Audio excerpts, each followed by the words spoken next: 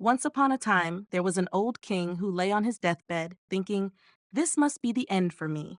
He called for his most loyal servant and said, "Bring me faithful John." Faithful John had been his favorite servant throughout his life, known for his unwavering loyalty. When Faithful John arrived at the king's bedside, the king said, "Faithful John, my time is near, and I am only worried for my son. He is still young and inexperienced, and without your guidance, he might not learn how to rule wisely. Promise me you will teach him everything he needs to know and act as his guardian. Only then can I die peacefully." Faithful John replied, "I will not abandon him and will serve him faithfully, even if it costs me my life." Comforted by these words, the old king said, "Now I can die in peace." He added, "After my death, you must show him the entire castle, every chamber, hall, and vault, and all the treasures that lie within. But there is one room in the long gallery that you must not show him. It contains the portrait of the Princess of the Golden Roof.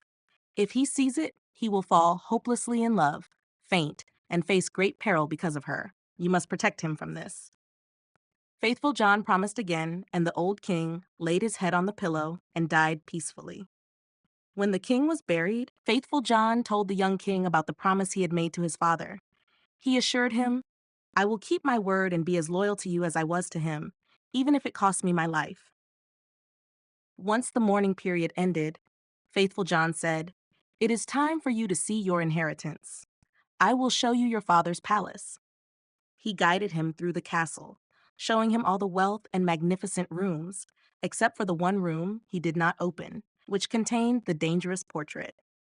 The picture was so placed that upon opening the door, it was immediately visible, painted so lifelike that it seemed to breathe and live, being the most beautiful and enchanting sight in the world. The young king noticed that Faithful John always passed by one particular door and asked, "Why do you never open this door for me?" Faithful John replied, "There is something inside that would terrify you." But the king insisted, "I have seen all the palace, and I must know what is in this room too." He went to force the door open, but Faithful John held him back, saying, "I promised your father on his deathbed that you should not see what is inside. It could bring the greatest misfortune upon us both." The young king replied, "If I do not see it, it will be my ruin. I will not rest day or night until I have seen it with my own eyes. I will not leave until you unlock the door." Seeing no way to avoid it, Faithful John, with a heavy heart and many sighs, searched for the key among the large bunch he carried. When he had opened the door, he entered first, intending to cover the portrait to prevent the king from seeing it. But it was in vain.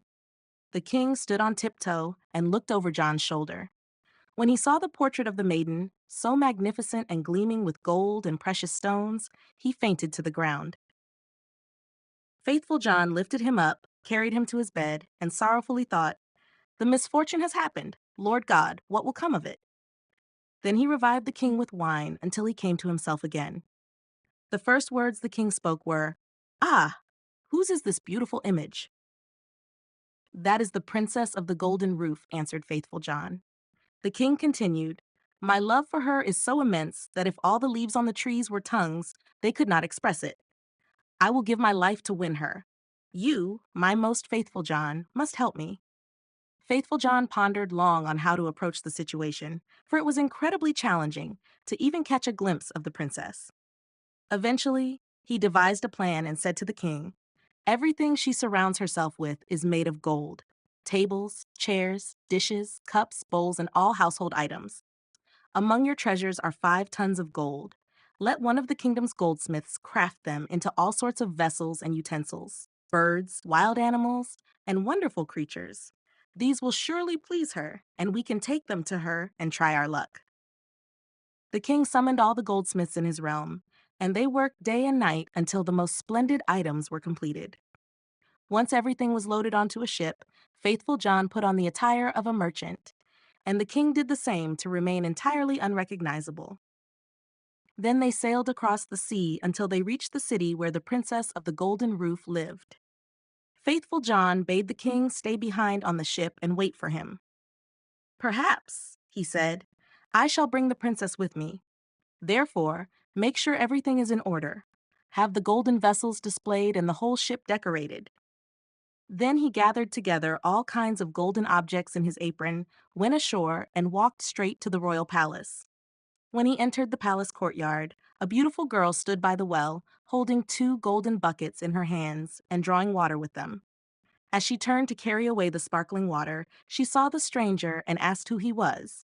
He answered, "I am a merchant," and opened his apron to show her. She cried out, "Oh, what beautiful golden things!" and set her pails down to look at each piece closely. "The princess must see these," she said. "She loves golden items so much that she will buy everything you have." Taking him by the hand, she led him upstairs, for she was the princess's waiting maid. When the king's daughter saw the golden wares, she was utterly delighted and said, "They are so beautifully made, I will buy them all from you." But faithful John replied, "I am only the servant of a rich merchant. The items I have here are nothing compared to what my master has on his ship. They are the finest and most exquisite pieces ever made of gold." She wanted everything brought to her, but he said, "It would take many days to transport everything here, and you would need numerous rooms to display it all. Your house is not large enough." Her curiosity and desire grew even stronger until she finally said, "Take me to the ship. I want to see your master's treasures myself." Faithful John was overjoyed and led her to the ship. When the king saw her, he realized that her beauty surpassed even that of her portrait, and he felt as if his heart would burst. She boarded the ship, and the king took her inside. Meanwhile, faithful John stayed behind with the helmsman and ordered the ship to be pushed off, saying, "Hoist all the sails, let it fly like a bird in the air." Inside, the king showed her the golden vessels, each one more splendid than the last, along with the wild beasts and strange animals. Many hours passed as she marveled at everything, and in her delight, she did not notice that the ship was sailing away. After she had examined the last item, she thanked the merchant and wanted to go home. But when she reached the edge of the ship, she saw that they were far out to sea, speeding away from land with full sails. "Ah!" she cried in alarm, "I have been deceived. I have been carried away and am now in the power of a merchant. I would rather die." The king, however, seized her hand and said, "I am not a merchant. I am a king and of no lesser birth than you. If I have taken you away by subtlety, it is only because of my overwhelming love for you. The first time I saw your portrait, I fell fainting to the ground."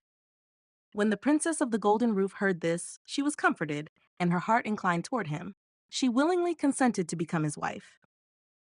It so happened, however, that while they were sailing across the deep sea, faithful John, who was sitting at the bow of the ship playing music, saw 3 ravens flying towards them. He stopped playing and listened to what they were saying, for he understood their language. One cried, "Oh, there he is, carrying home the princess from the golden roof." "Yes," replied the second, "but he hasn't got her safely yet." The third said, "But he has got her. She is sitting beside him on the ship." Then the first began again and cried, "What good will that do him? When they reach land, a magnificent chestnut horse will leap forward to meet him. He will want to mount it, and if he does, it will gallop away with him and rise up into the air, and he will never see his bride again." The second raven spoke, "Is there no escape?" "Oh, yes," answered the first. "If someone else quickly mounts it, takes the pistol from the holster, and shoots the horse dead, the young king will be saved. But who knows that? And whoever knows it and tells it to him will be turned to stone from the toe to the knee." Then the second raven said, "I know more than that. Even if the horse is killed, the young king will still not keep his bride. When they enter the castle together, a bridal garment will lie there in a dish, looking as if it were woven of gold and silver. It is, however, nothing but sulfur and pitch, and if he puts it on, it will burn him to the bone and marrow." The third raven asked, "Is there no escape at all?" "Oh, yes," replied the second. "If someone with gloves on seizes the garment and throws it into the fire, burning it, the young king will be saved." "But what good is that? Whoever knows it and tells him will become stone from the knee to the heart." Then said the third raven, "I know still more. Even if the bridal garment is burnt, the young king will still not have his bride. After the wedding, when the dancing begins and the young queen is dancing, she will suddenly turn pale and fall down as if dead, and if no one lifts her up, and draws 3 drops of blood from her right breast and spits them out again, she will die. But if anyone who knows that declares it, he will become stone from the crown of his head to the sole of his foot." When the ravens had spoken of this together, they flew onwards, and faithful John understood everything. From that moment, he became quiet and sad, for if he concealed what he had heard from his master, the latter would be unfortunate. If he revealed it, he would have to sacrifice his life. At length, he resolved, "I will save my master, even if it means my own destruction." When they came ashore, everything happened as the ravens had foretold. A splendid chestnut horse sprang forward. "Good," said the king, "he shall carry me to my palace," and was about to mount it. But faithful John jumped ahead, swiftly mounted the horse, drew the pistol from its holster, and shot the horse dead. The other servants of the king, who were not fond of faithful John, cried out, "How shameful to kill such a beautiful animal that was to carry the king to his palace!" But the king said, "Be silent and leave him alone. He is my most faithful John. Who knows what good this may bring?" They proceeded to the palace, and in the hall stood a dish containing the bridal garment that looked as if it were woven of gold and silver. The young king approached to take hold of it, but faithful John pushed him away, seized it with gloves on, carried it swiftly to the fire, and burned it. The other servants began to murmur again, saying, "Look, now he is even burning the king's bridal garment." But the young king said, "Who knows what good he may have done? Leave him alone. He is my most faithful John." The wedding was celebrated, and the dance began. The bride also joined in the dance, and faithful John kept a close watch on her face. Suddenly, she turned pale and fell to the ground as if dead. Faithful John hurried to her, lifted her up, and carried her to a chamber. There he laid her down, knelt, and drew 3 drops of blood from her right breast, spitting them out. Immediately, she breathed again and revived. But the young king had seen this and, not understanding why faithful John had done it, became angry and shouted, "Throw him into the dungeon." The next morning, faithful John was condemned and led to the gallows. As he stood on high and was about to be executed, he said, "Every condemned person is allowed to speak one last word before they die. May I also have that right?" "Yes," answered the king, "it shall be granted to you." Then faithful John said, "I am unjustly condemned and have always been true to you."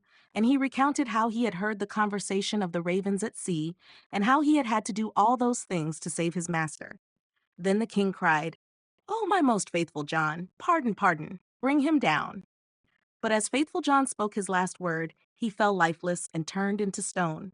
Thereupon the king and the queen suffered great anguish, and the king said, "Ah, how ill I have rewarded great fidelity," and ordered the stone figure to be taken up and placed in his bedroom beside his bed. And as often as he looked at it, he wept and said, "Ah, if I could bring you to life again, my most faithful John." Some time passed, and the queen bore twins, 2 sons who grew fast and were their joy. Once, when the queen was at church, and the 2 children were sitting and playing beside their father, he looked again at the stone figure full of sorrow, sighed, and cried out, "Ah, if I could bring you to life again, my most faithful John." Then the stone began to speak and said, "Yes, you can bring me to life again, if you are willing to sacrifice what is dearest to you." Then the king cried out, "Everything I have in the world I will give for you." The stone continued, "If you cut off the heads of your 2 children with your own hand and smear me with their blood, I shall be restored to life." The king was horrified when he heard that he himself must kill his dearest children, but he thought of faithful John's great loyalty, and how he had died for him, drew his sword, and with his own hand cut off the children's heads.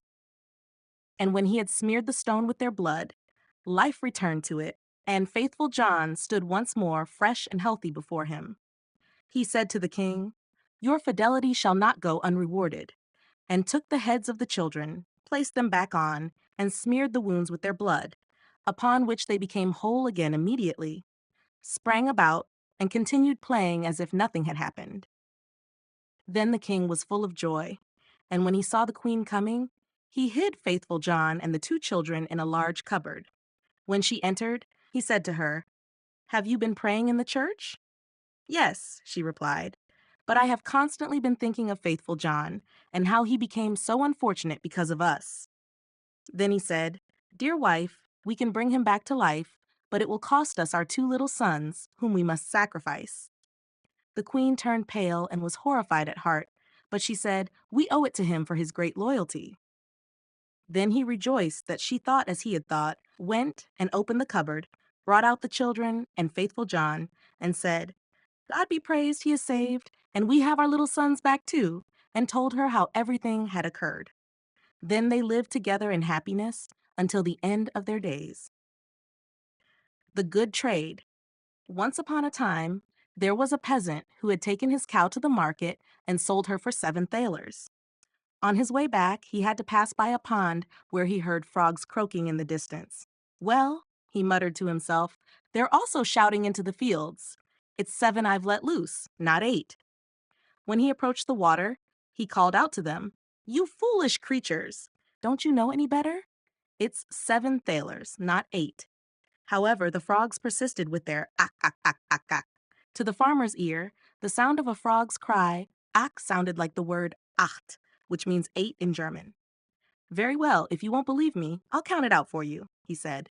He took the money out of his pocket and counted out the 7 thalers, placing 24 groschen to each thaler. The frogs paid no heed to his counting and continued their "ack, ack, ack, ack, ack." "Ah!" exclaimed the peasant angrily. "If you think you know better than me, count it yourselves." With that, he threw all the money into the water. He stood there, waiting for them to finish and return what was his. But the frogs stubbornly kept on with their "ack, ack, ack," and did not return the money. After waiting a long while until evening fell and he had to go home, he cursed the frogs, shouting, "You water splashers, you thickheads, you big-eyed creatures! You can shout so loud it hurts the ears, but you can't count 7 thalers. Do you think I'm going to stand here until you're done?" With that, he walked away, while the frogs continued to call after him with their "ack, ack, ack," leaving him to return home in annoyance.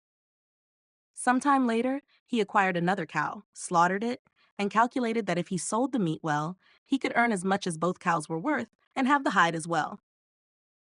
Upon arriving at the town with the meat, a pack of dogs had gathered at the gate, led by a large greyhound who leaped towards the meat, sniffed at it, and barked, "Wow, wow, wow." Unable to stop him, the peasant said, "Yes, yes, I understand that you're saying wow, wow, wow because you want some of the meat, but it would go badly for me if I were to give it to you." The dog only replied with "wow, wow." "Will you promise not to devour it all, and will you vouch for your companions?" asked the peasant. "Wow, wow, wow," replied the dog. "Well, if you insist, I'll leave it for you. I know you well and I know who your master is. But let me tell you this, I need my money in 3 days or there will be trouble." With that, he unloaded the meat and turned back, while the dogs descended upon it, barking loudly, "Wow, wow." The farmer, hearing it from afar, said to himself, "Listen, now they all want something, but the big one is responsible to me for it." When 3 days had passed, the farmer thought to himself, "Tonight I'll have my money in my pocket," and was quite cheerful. But no one came to pay him. "You can't rely on anyone anymore," he said, and finally his patience ran out. He went into town to the butcher and demanded his money. The butcher thought it was a joke, but the farmer said, "Enough joking, I want my money. Didn't the big dog bring you the whole slaughtered cow 3 days ago?" The butcher became angry, grabbed a broomstick, and chased him out. "Wait," said the farmer, "there is still justice in this world." He went to the royal palace and requested an audience. He was brought before the king, who was sitting there with his daughter, and asked what trouble had befallen him. "Oh," he said, "the frogs and the dogs took what was mine, and the butcher paid me back with a beating." And he explained in detail what had happened. Hearing this, the king's daughter burst out laughing, and the king said to him, "I cannot give you justice in this matter, but you shall have my daughter as your wife. In all her life, she has never laughed as she did just now at you, and I promised her to the one who could make her laugh. You should thank God for your good fortune." "Oh," replied the farmer, "I don't want her at all. I already have a wife at home, and she is one too many for me. When I get home, it's as if there's a wife standing in every corner." This angered the king, who said, "You are a bore. "Oh, Lord King," retorted the farmer, "what can you expect from an ox but beef?" "Stop," said the king. "You shall have another reward. Now go, but return in 3 days, and 500 shall be counted out to you in full." As the farmer left through the gate, the sentry remarked, "You've made the king's daughter laugh, so you're sure to get something good." "Yes, that's what I think," replied the farmer. 500 will be counted out to me." "Listen," said the soldier, "give me some of it. What will you do with all that money?" "Since it's you," said the farmer, "you shall have 200. Present yourself before the king in 3 days' time, and it will be paid to you." A Jew who had overheard the conversation ran after the farmer, caught hold of his coat, and exclaimed, "My goodness, what a lucky man you are. I'll exchange it for you. I'll change it into small coins. What do you need those heavy thalers for?" "Jew," said the farmer, "you can still have 300. Give it to me in coins right away. In 3 days' time, you will be paid by the king." Delighted with the profit, the Jew brought the sum in bad groschen, where 3 were worth as much as 2 good ones.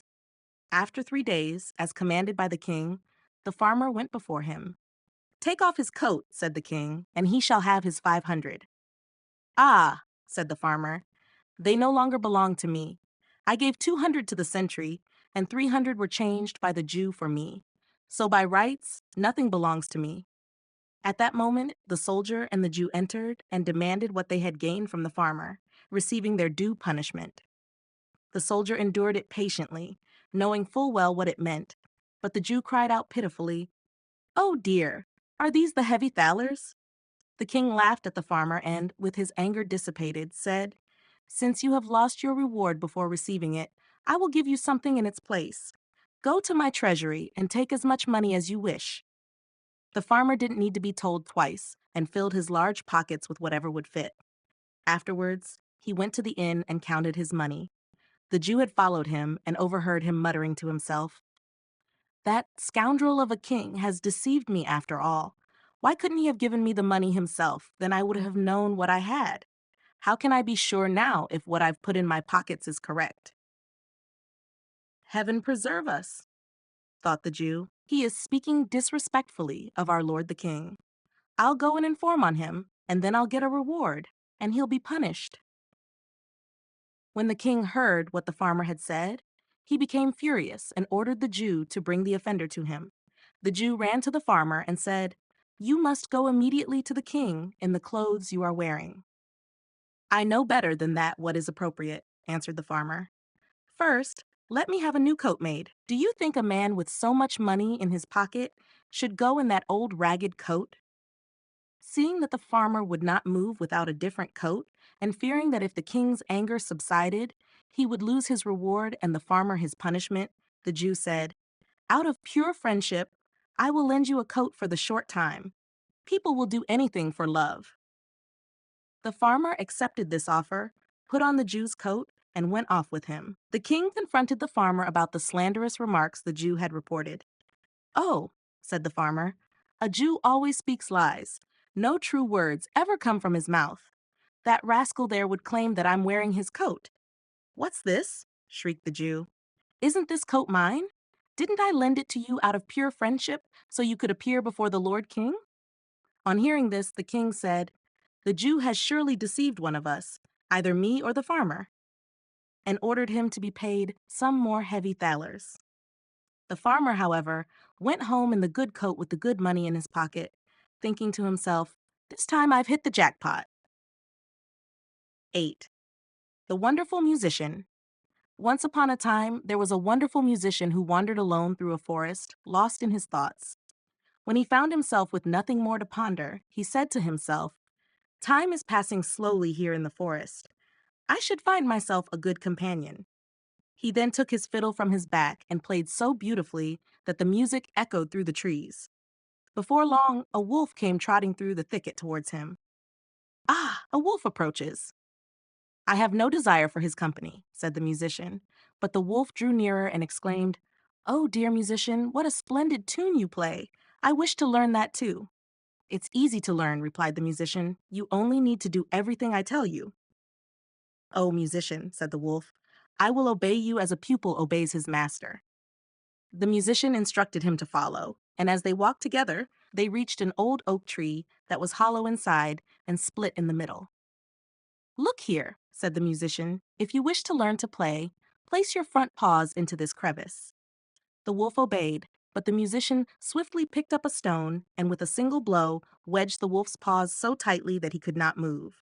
"Wait here until I return," said the musician, and continued on his way. After a while, he said to himself, "Time is dragging in this forest. I should bring another companion." He took his fiddle and played again. Soon, a fox came creeping through the trees. "Ah, here comes a fox," said the musician. "I have no desire for his company." The fox approached him and said, "Oh, dear musician, what beautiful music you play. I would like to learn that too." "That's easy to learn," said the musician. "You just have to do everything I tell you." "Oh, musician," said the fox, "I will obey you as a scholar obeys his master." "Follow me," said the musician. They walked until they came to a path lined with tall bushes. The musician stopped, bent down a young hazel bush from one side to the ground, and put his foot on top of it. Then he bent down a young tree from the other side and said, "Now, little fox, if you want to learn something, give me your left front paw." The fox obeyed, and the musician tied his paw to the left branch. "Little fox," he said, "now give me your right paw," and he tied it to the right branch. After checking that the knots were secure, he let go. The bushes sprang back into place, lifting the little fox into the air. "Wait here until I come back," said the musician, and went on his way. Again he said to himself, "Time is passing slowly here in the forest. I will fetch another companion." He took his fiddle, and its sound echoed through the woods. Soon a little hare came bounding towards him. "Ah, here comes a hare," said the musician, "but I do not want him." "Oh, dear musician," said the hare, "how beautifully you play. I would like to learn that too." "That is easily learned," said the musician. "You just have to do everything I tell you." "Oh, musician," replied the little hare, "I will obey you like a student obeys his master." They walked together until they reached a clear spot in the forest where an aspen tree stood. The musician tied a long string around the little hare's neck and fastened the other end to the tree. "Now, hop around the tree 20 times, little hare," cried the musician. The hare obeyed, and after 20 hops, the string had wound 20 times around the tree trunk, trapping the hare. It struggled in vain, only cutting into its soft neck. "Wait there until I return," said the musician, and continued on his way. Meanwhile, the wolf had struggled and bitten at the stone until he freed his paws from the crevice. Filled with anger, he raced after the musician, intent on tearing him apart. When the fox saw the wolf approaching, he began to cry out, "Brother Wolf, come help me! The musician has tricked me." The wolf pulled down the little trees, bit through the cords, and freed the fox. Together, they sought revenge on the musician. They found the trapped hare and released it, and then they all set off to find their enemy. The musician had played his fiddle again on his journey, this time more successfully. The music reached the ears of a poor woodcutter, who, whether he wanted to or not, stopped his work and came with his axe under his arm to listen to the music. "Finally, the right companion arrives," said the musician, "for I sought a human, not wild animals." He began to play so beautifully and sweetly that the poor man stood there enchanted, his heart bursting with joy. As he stood there, the wolf, the fox, and the hare approached, and he realized they had malicious intent. So he raised his shining axe and stood before the musician, as if to say, "Anyone who wishes to harm him, beware, for you will have to deal with me." The animals were frightened and fled back into the forest.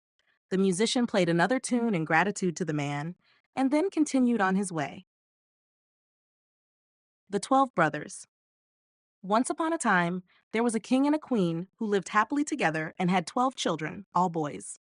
One day, the king said to his wife, "If the 13th child you are about to bring into the world is a girl, then the 12 boys shall die. This will ensure her great wealth, and the kingdom shall be hers alone." He had 12 coffins made, each filled with shavings and a small pillow for the dead. These were placed in a locked room, and he gave the key to the queen, commanding her not to speak of it to anyone. The queen spent her days in sorrow until her youngest son, whom she named Benjamin after a figure in the Bible, asked her, "Dear mother, why are you so sad?" My dearest child, she replied, I cannot tell you. But Benjamin persisted until she relented and showed him the 12 coffins filled with shavings. She explained, My beloved Benjamin, these coffins were made by your father for you and your 11 brothers. If I give birth to a little girl, you are all to be killed and buried in these coffins. As she wept, Benjamin comforted her, saying, Do not cry, dear mother. We will find a way to save ourselves and leave. The queen then instructed them, Go into the forest with your 11 brothers. One of you must always sit in the tallest tree you can find and watch towards the tower in the castle. If I bear a son, I will raise a white flag, and you may return home. But if I bear a daughter, I will raise a red flag, and you must flee as fast as you can. May God protect you. Every night I will pray for you. Pray in winter for warmth by the fire, and in summer for relief from the heat. After she had blessed her sons, they ventured forth into the forest. Each took turns keeping watch, sitting atop the tallest oak tree and gazing towards the tower. When 11 days had passed and it was Benjamin's turn, he saw a flag being raised. To his dismay, it was not the white flag but the blood-red one, signaling their imminent doom. Upon hearing this, the brothers were filled with rage. Are we to die because of a girl? They exclaimed. We swear to take revenge. Wherever we find a girl, her red blood shall flow. They ventured deeper into the forest and eventually discovered a small, enchanted cottage in its darkest heart. Here we shall dwell, they decided. Benjamin, you are the youngest and weakest. Stay here and tend to the house. The rest of us will go out to hunt for food. And so they hunted hares, wild deer, birds, and pigeons, bringing their catches back to Benjamin, who skillfully prepared the meals that sustained them. For 10 years, they lived in that humble hut, their bond growing stronger with each passing day. Meanwhile, the little daughter born to the queen had grown into a kind-hearted and beautiful young woman, adorned with a golden star upon her forehead. During a great washing day, she came across 12 small men's shirts among the laundry and inquired of her mother, To whom do these 12 shirts belong? They are too small for father. With a heavy heart, the queen revealed, Dear child, these shirts belong to your 12 brothers. Surprised, the maiden asked, Where are my 12 brothers? I have never heard of them. Sorrowfully, her mother replied, Only God knows where they are.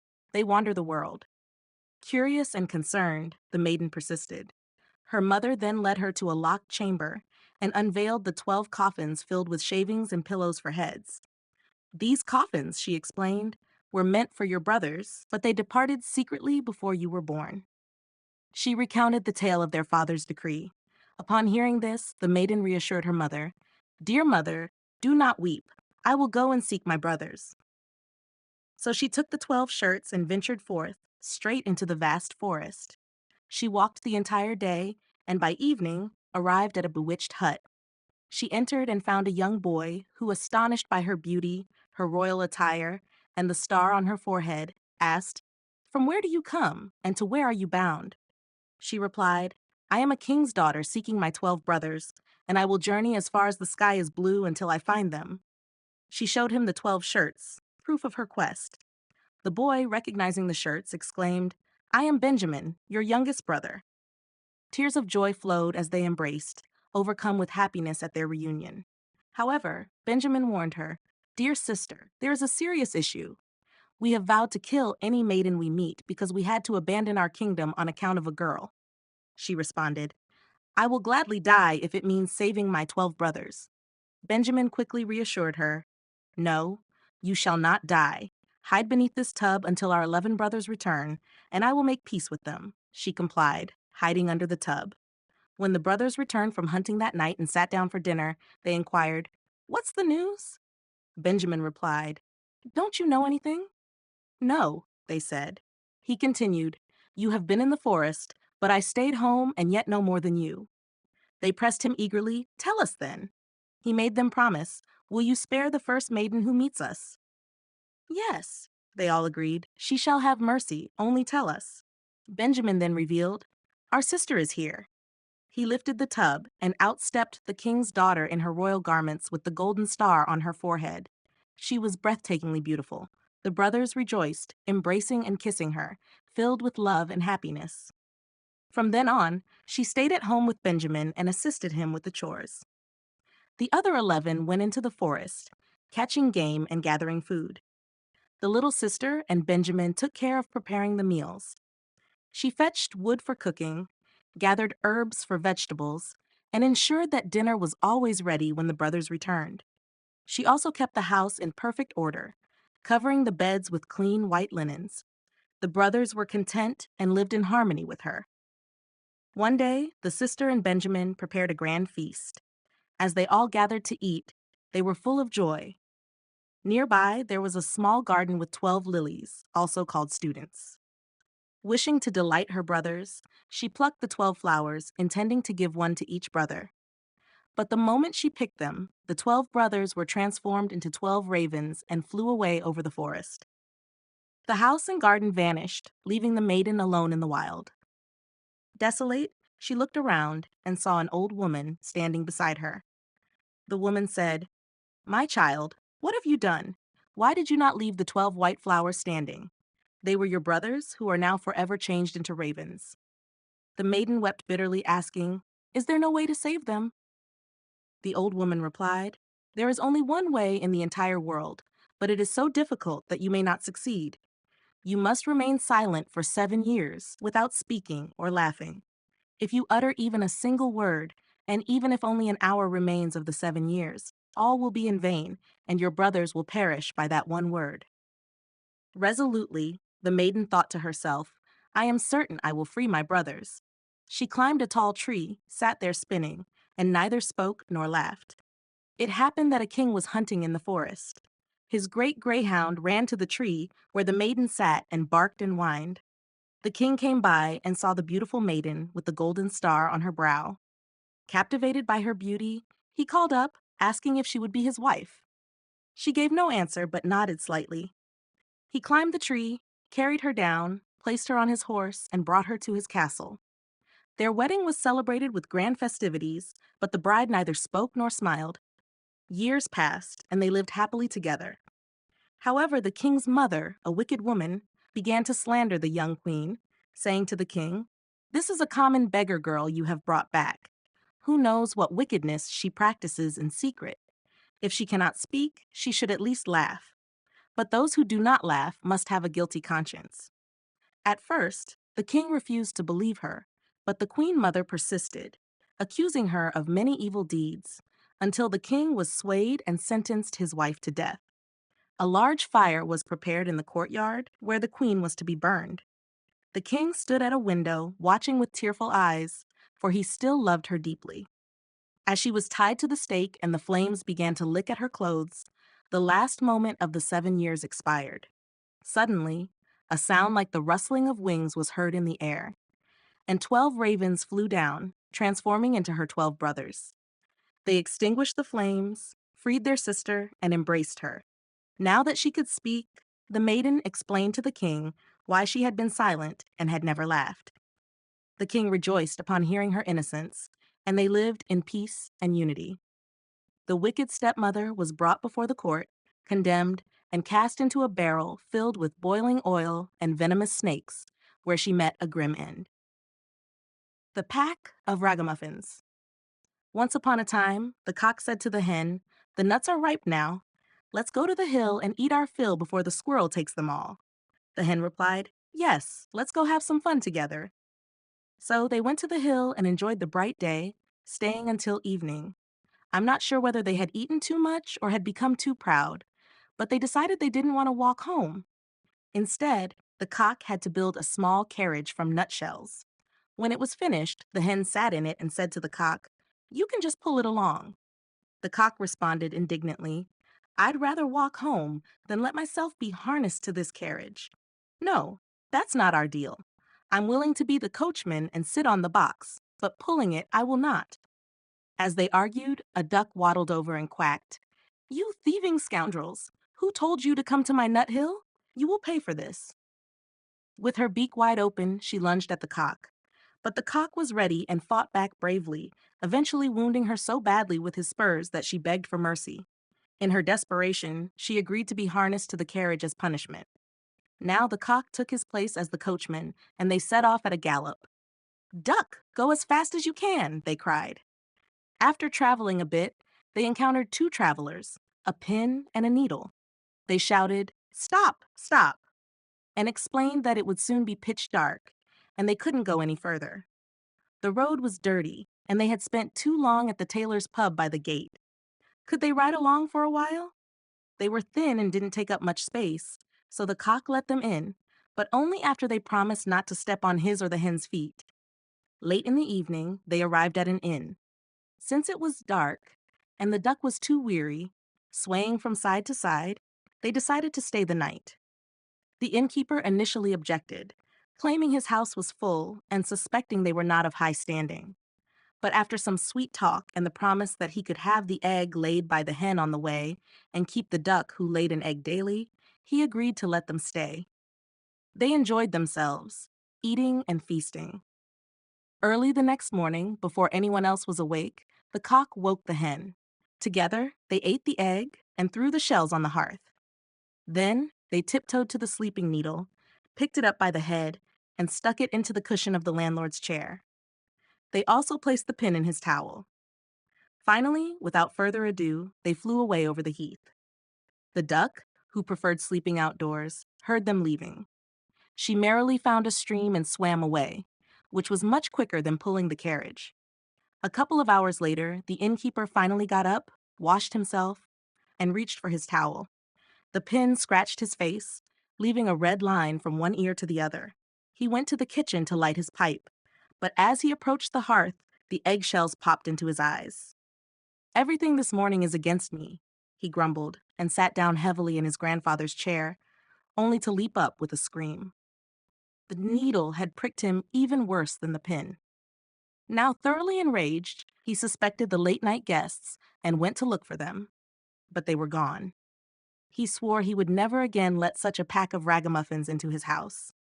They ate too much, paid nothing, and left behind a trail of mischief as their only thanks.